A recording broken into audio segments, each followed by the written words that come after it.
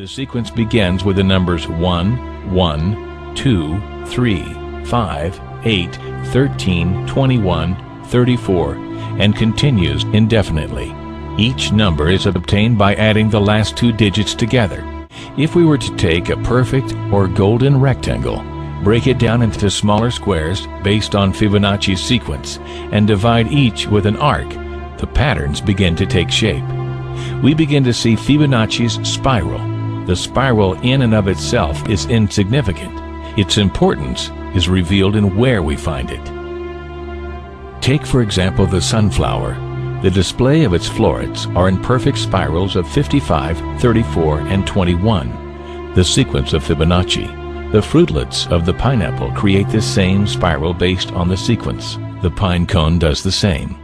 As currents move through the ocean and the tide rolls onto the shore, the waves that bring in the tide curve into a spiral that can be mathematically diagrammed onto a plot at the points 1, 1, 2, 3, 5, 8, 13, 21, 34, and 55. Buds on trees, sand dollars, starfish, petals on flowers, and especially the nautilus shell are formed with this exact same blueprint. With each segment of growth, the nautilus adds to itself one more value on Fibonacci's scale. This blueprint can be seen around us on a small scale every day, but the greatest example of all is directly above our heads.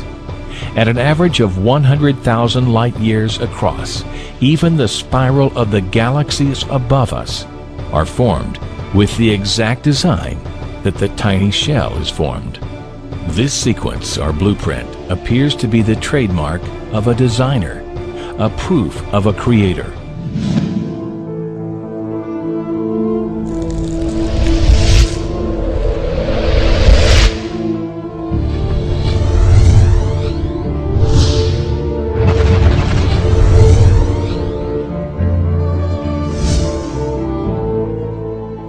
You speak about God.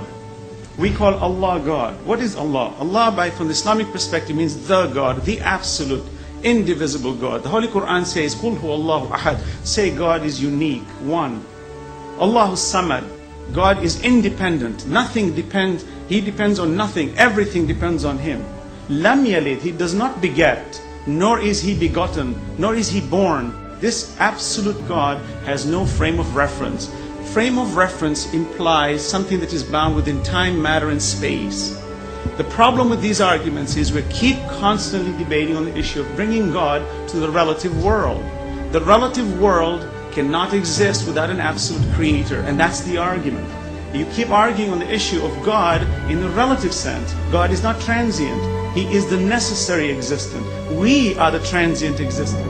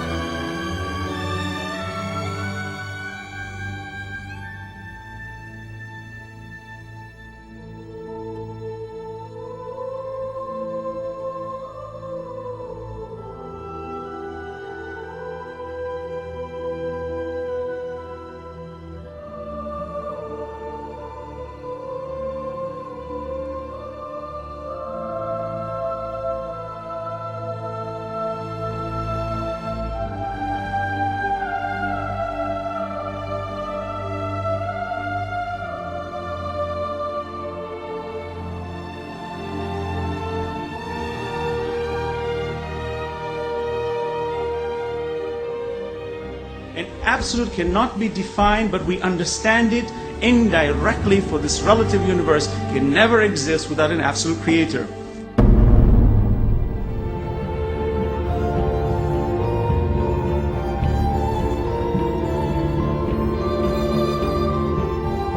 Holy Prophet Muhammad is made to say, قُلْ هُوَ اللَّهُ أَحَدٌ. Say, He is God, the one and only. He said, Ahad, one and only. Jesus said, Ikhad, meaning one and only. Moses said, Ikhad, meaning one and only. What is the difference? It's the same word, meaning the same thing.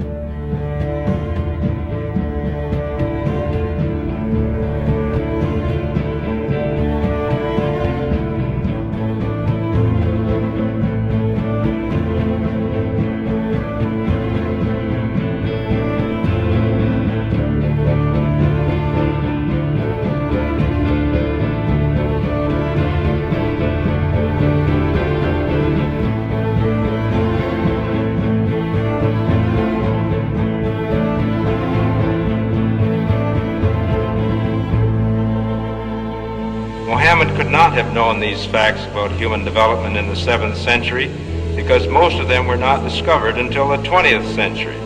Muslims and others are justified in concluding that these facts could only have been revealed to Muhammad by the one who knows all about us, not only about how we developed, but how we lived and functioned. The unity of these three faiths consists in the unity of God. You see, in the fundamentals of the teachings of Moses, Jesus, and Muhammad, there is not an iota of difference.